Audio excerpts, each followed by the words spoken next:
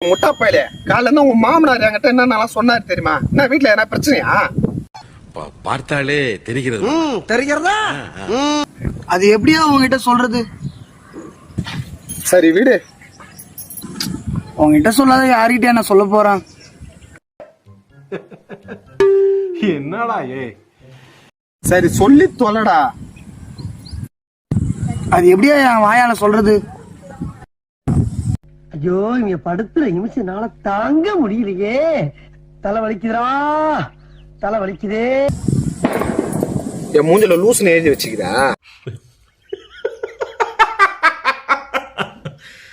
உங்க மாமனார் இருந்தானா காலைல வந்த தூக்கத்துல வந்து எழுப்பி என் மருமவனை காணோம், என் மருமவனுக்கு பொண்ணுக்கு சண்டனை ஏன் தாக்கா இருக்கிறான், நீ என்னடா நான் என்ன பிரச்சனை கேட்டா அதை எப்படி என் வாயால சொல்றதுன்ற?